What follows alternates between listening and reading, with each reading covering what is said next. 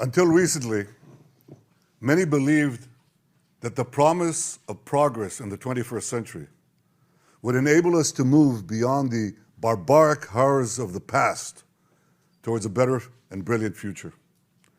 Many believed that we could go about our comfortable lives and that evil will simply pass us by.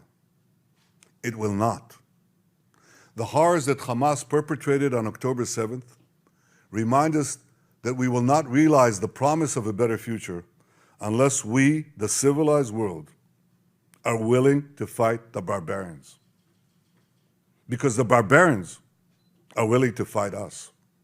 And their goal is clear. Shatter that promising future. Destroy all that we cherish and usher in a world of fear and darkness. Ladies and gentlemen, this is a turning point for leaders and nations. It is time for all of us to decide if we are willing to fight for a future of hope and promise, or surrender to tyranny and terror. Now rest assured, Israel will fight. Since October 7th, Israel has been at war. Israel did not start this war. Israel did not want this war. But Israel will win this war. Hamas launched this war by perpetrating the worst savagery our people have seen since the Holocaust. Hamas murdered children in front of their parents, murdered parents in front of their children.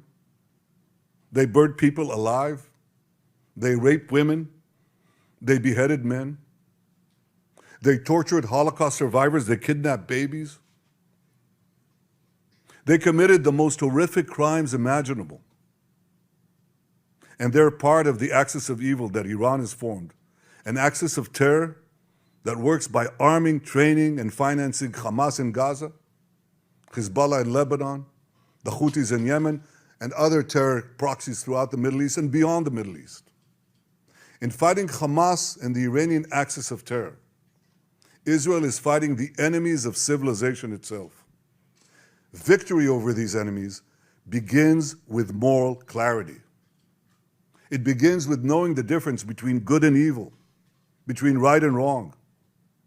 It means making a moral distinction between the deliberate murder of the innocent and the unintentional casualties that accompany every legitimate war, even the most just war. It means holding Hamas responsible for the double war crime it commits every day by deliberately targeting Israeli civilians while deliberately using Palestinian civilians as human shields. It means making clear that the use of human shields is not only an immoral tactic of terror, but also an ineffective one. Because as long as Hamas's use of Palestinian human shields result in the international community blaming Israel, Hamas will continue to use it as a tool of terror, and so will others. Hamas will continue to use the basements in Gaza's hospitals as the command posts of its vast terror tunnel network. It will continue to use mosques as fortified military positions and weapon depots. It will continue to steal fuel and humanitarian assistance from UN facilities.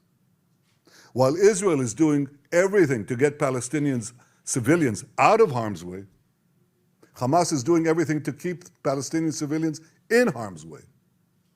Israel urges Palestinian civilians to leave the areas of armed conflict, while Hamas prevents those civilians from leaving those areas at gunpoint. Hamas is also preventing foreign nationals from leaving Gaza altogether.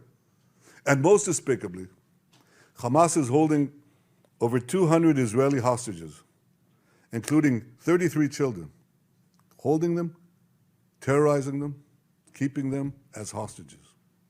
Every civilized nation should stand with Israel in demanding that these hostages be freed immediately and freed unconditionally.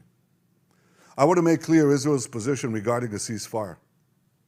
Just as the United States would not agree to a ceasefire after the bombing of Pearl Harbor or after the terrorist attack of 9/11, Israel will not agree to a cessation of hostilities with Hamas after the horrific attacks of October 7th. Calls for a ceasefire are calls for Israel to surrender to Hamas, to surrender to terrorism, to surrender to barbarism. That will not happen. Ladies and gentlemen, the Bible says that there is a time for peace and a time for war. This is a time for a war for our common future.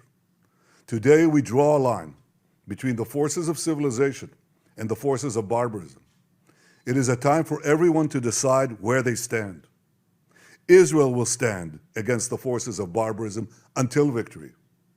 I hope and pray that civilized nations everywhere will back this fight. Because Israel's fight is your fight.